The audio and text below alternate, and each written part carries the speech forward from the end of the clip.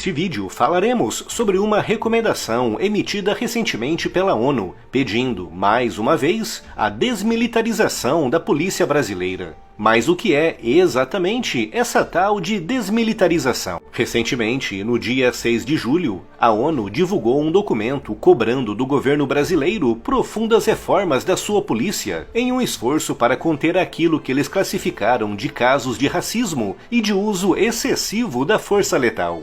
No relatório, a ONU cita ações como a que decorreu no dia 24 de maio na favela Cruzeiro, no Rio de Janeiro, uma operação que resultou em 23 mortos. O relatório diz que esse e outros casos mostram um descaso inconsciente pela vida humana e que o primeiro passo para resolver isso seria a desmilitarização da polícia brasileira. Mas o que é exatamente essa tal de desmilitarização?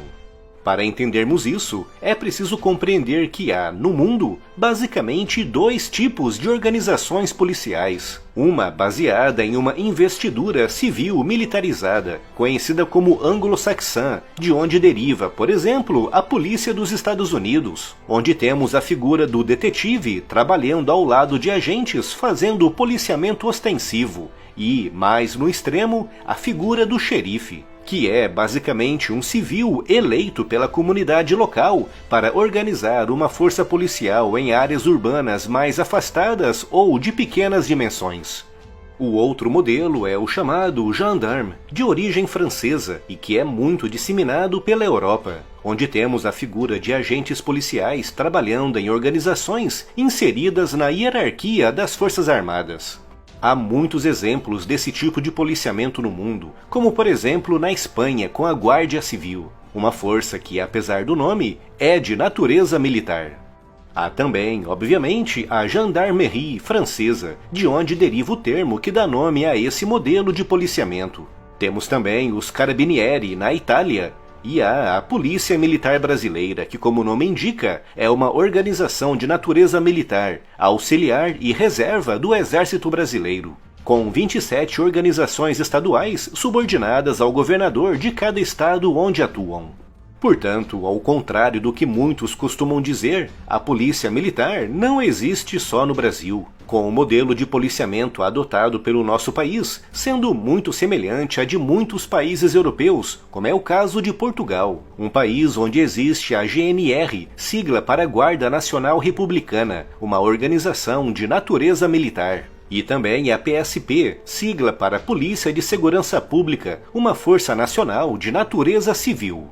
E Portugal vai ainda mais longe com uma terceira organização policial, a Polícia Judiciária, responsável por investigar as infrações. Portanto, de acordo com o que se entende da recomendação da ONU, o nosso país deveria abandonar esse modelo, que, como referi aqui, é amplamente usado no mundo por mais de 70 países como França, Portugal, Espanha e Itália, com o Brasil devendo, de acordo com a ONU, passar a adotar o modelo civil militarizado anglo-saxão, que é o que vigora nos Estados Unidos. A desmilitarização da polícia brasileira não envolveria, obviamente, o fim das armas de fogo, mas sim o fim de símbolos e hierarquias de conotação militar, retirando também a polícia do seu status de força auxiliar e de reserva do Exército Brasileiro. Para a ONU, esse seria o primeiro passo para acabar com os tais casos de racismo e de abuso de violência relatados no documento. Mas a ONU não diz, nesse documento, exatamente como isso poderia ser feito apenas com a desmilitarização da nossa polícia.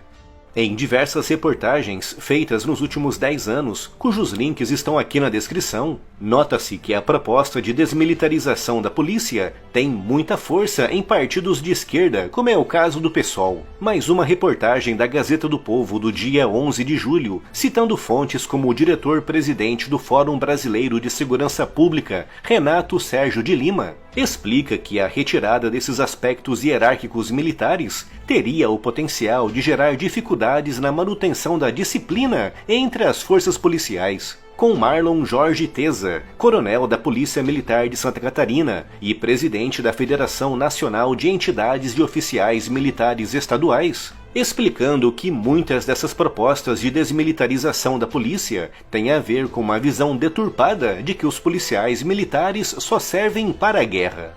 O Brasil tem uma realidade bem diferente da de outros países, com grandes e poderosas facções criminosas controlando áreas inteiras das nossas cidades.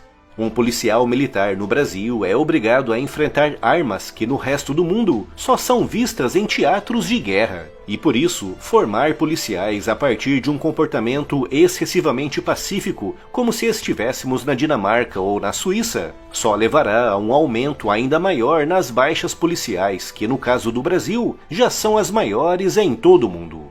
Desmilitarizar a polícia só para acabar com a simbologia e a hierarquia militar, só porque a ONU acha que isso vai acabar com casos de racismo e de abuso, não é claramente a solução para nenhum problema. Uai, seu app de vídeos curtos.